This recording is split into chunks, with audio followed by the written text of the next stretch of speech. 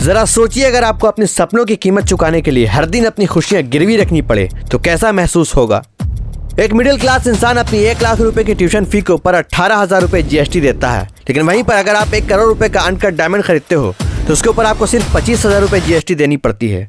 अब जरा सोच के देखिए कि आखिर ये कैसा सिस्टम है जो कि लग्जरीज और एक अमीर आदमी को तो ज्यादा फायदा दे रहा है, लेकिन जो एसेंशियल है, एक आम आदमी, उसकी जरूरत की चीजों को महंगा बना रहा है। इनफैक्ट कोविड के समय जो ऑक्सीजन सिलेंडर थे उनके ऊपर भी जीएसटी लगाया गया था, मतलब कि आपकी जान बचाने के लिए भी आपसे टैक्स वसूला गया था। और इतना सब होने के बाद भी हम लोगों को ये लगता है कि जीएसटी एक नॉर्मल टैक्स है। और यहीं पर एक बहुत बड़ा सवाल आकर खड़ा होता है कि क्या जीएसटी एक मिडिल क्लास के लिए बहुत बड़ा ट्रैप बन गया है।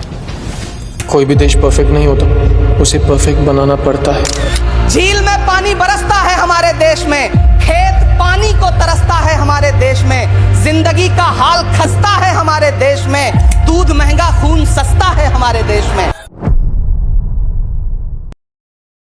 रमेश एक मिडिल क्लास आदमी है जो कि एक प्राइवेट जॉब करते हैं और हर महीने वो अपनी सैलरी का एक डिसेंट हिस्सा टैक्स के रूप में सरकार को देते हैं। उनका सपना है कि वो अपने बच्चों को अच्छी शिक्षा दे पाएं और अपने लिए एक कार खरीदें, लेकिन हर साल जब वो अपने टैक्सेस भरने के लिए बैठते हैं तो उनकी कमाई का एक मेजर हिस्सा उसी में चला जाता है। और लगातार बढ़ रही महंगाई की वजह से रोज़मर्रा की चीज़ों में भी वो अलग से टैक्सेस और जीएसटी सरकार को दे रहे हैं। लेकिन ये सारा पैसा जा कहाँ रहा है? अपनी मेहनत की कमाई का इतना सारा पैसा सरकार को देने के बाद भी सरकार से उन्हें क्या मिल रहा है? रमेश के घर के सामने की गली में जो रोड बनी हुई है वो पिछले 3 साल से खराब है। उनकी बेटी को वो सरकारी स्कूल में नहीं पढ़ा सकते क्योंकि वहाँ पर फैसिलिटीज सही नहीं है। उनकी माँ का इलाज उन्हें प्राइवेट हॉस्पिटल में करवाना पड़ रहा है, जो कि सरकारी हॉस्पिटल से 10 गुना ज़्यादा महंगे हैं, क्योंकि गवर्नमेंट हॉस्पिटल में उन्हें टाइमली ट्रीटमेंट नहीं मिल पा रहा है। रमेश फ्रस्ट्रेट हो चुके हैं। उनका मानना है कि जब मैं अपना फ़र्ज़ इतनी ईमानदारी से निभा रहा हूँ तो ये सिस्टम, सरकार मेरे लिए क्यों काम नहीं कर रहे हैं। ये सिर्फ रमेश की कहानी नहीं है, बल्कि इंडिया में हर टैक्स पेयर्स, या फिर यूँ कहें कि हर मिडिल क्लास का यही हाल है जो अपने सपनों के साथ कॉम्प्रोमाइज़ करता जा रहा है। आज मिडिल क्लास का सबसे बड़ा सपना क्या है?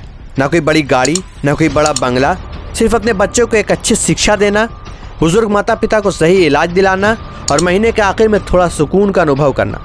लेकिन इस सपने की कीमत क्या है? सुबह से लेकर रात तक काम करना, हर छोटी बड़ी चीज़ों पर टैक्स देना। और फिर भी एक सवाल दिल में घर कर जाता है कि ये सब किसके लिए? आज के समय में मिडिल क्लास एक टैक्स भरने की मशीन बनकर रह गया है। सरकारें बदलती हैं, नीतियाँ बदलती हैं, लेकिन फिर भी इस वर्ग की हालत वैसी की वैसी रहती है। 6 दिन होगा जब से क्लास लगा, बच्चे खाना तक नहीं खाए हैं। हम लोग गुस्सा किस पे निकाले? बच्चे स्कूल नहीं जा रहे, बच्चों का फ्यूचर कहाँ जा रहा है बताइए। दरअसल गरीबों की कमाई उतनी नहीं होती कि उन पर टैक्स लगे।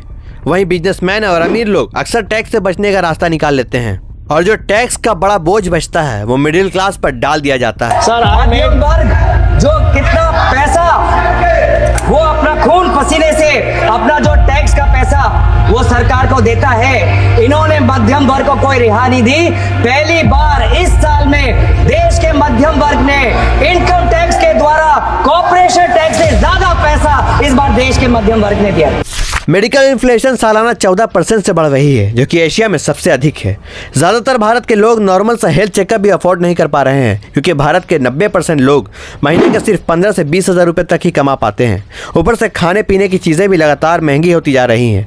अब तो जिंदा रहने भी टैक्स लगने लगा है। बच्चे के दूध पे टैक्स लगाते हो, आटा दाल चावल पे टैक्स लगाते हो, हिंदुस्तान के गरीब आदमी का खून चूसने का काम करते हो। कैल्विन कूलिज ने कहा था कि more taxes then necessary is absolute robbery, यानी कि जरूरत से ज्यादा टैक्स लेना डकैती है। दूसरे देशों में टैक्स का मतलब होता है बेहतर सुविधाएं, मुफ्त हेल्थ केयर, अच्छी शिक्षा और बेहतर इंफ्रास्ट्रक्चर। लेकिन भारत में आज सरकारी हॉस्पिटल में इलाज करवाने के लिए सुबह 3 बजे से लाइन लगना पड़ता है। इसके बावजूद भी कोई गारंटी नहीं है कि आपका नंबर आएगा या नहीं। आज एक मिडिल क्लास को इतने टैक्स देने के बावजूद भी एक बेसिक नीड, मेडिकल फैसिलिटी तक नहीं मिल पा रही है। एक आम आदमी प्राइवेट हॉस्पिटल से ज्यादा गवर्नमेंट हॉस्पिटल पर विश्वास रखता है, क्योंकि आज प्राइवेट हॉस्पिटल लूट के अड्डे बन चुके हैं।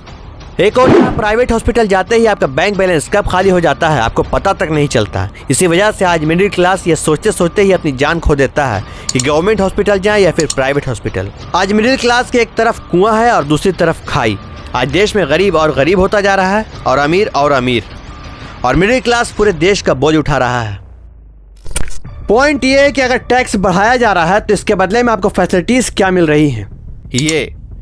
ये और इस सब में सबसे ज्यादा दुख की बात क्या है? आज फिल्में टैक्स फ्री हो रही हैं और कफन तक पर जीएसटी लग रहा है।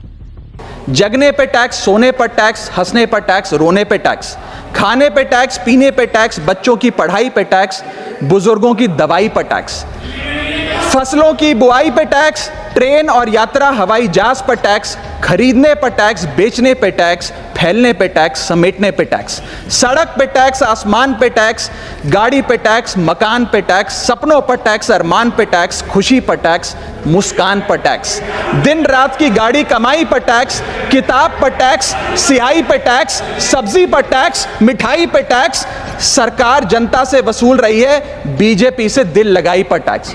चलो ये तो सारी शिकायतें हो गई जो कि हम सरकार से कर रहे हैं, पर अब सवाल ये उठता है कि इस सब का सल्यूशन क्या है। सबसे पहला सॉल्यूशन है सिंपलीफिकेशन। टैक्स सिस्टम को इतना सिंपल बनाइए कि एक आम आदमी अपना टैक्स फाइल कर सके बिना किसी एक्सटर्नल हेल्प के। दूसरा सॉल्यूशन है ट्रांसपेरेंसी। टैक्स पेयर्स को पता होना चाहिए कि उनका पैसा किस तरह यूज हो रहा है। तीसरा सॉल्यूशन है फेयर पॉलिसीज। रिच और पुअर के बीच एक बैलेंस होना चाहिए जिसमें उनका टैक्स बर्डन उनकी कैपेसिटी के हिसाब से होना चाहिए। Fourth and most important, accountability. Government को इंश्योर करना चाहिए कि टैक्स का पैसा पब्लिक वेलफेयर के लिए एफिशिएंटली यूज हो रहा है, चाहे वो इंफ्रास्ट्रक्चर हो या फिर हेल्थ केयर हो या फिर एजुकेशन हो। इंडियन टैक्स सिस्टम को घटिया या फिर बुरा कहना यह तो एक पर्सपेक्टिव का सवाल है, पर एक बात तो क्लियर है, इसे इम्प्रूवमेंट की बहुत ज़रूरत है। हम चाहते हैं कि आप इस टॉपिक पर अपना ओपिनियन कमेंट बॉक्स में ज़रूर शेयर करें। अब वीडियो अच्छा लगा हो तो वीडियो को लाइक और चैनल पर नए हैं तो चैनल को सब्सक्राइब करना ना भूलें। जय हिंद, जय भारत।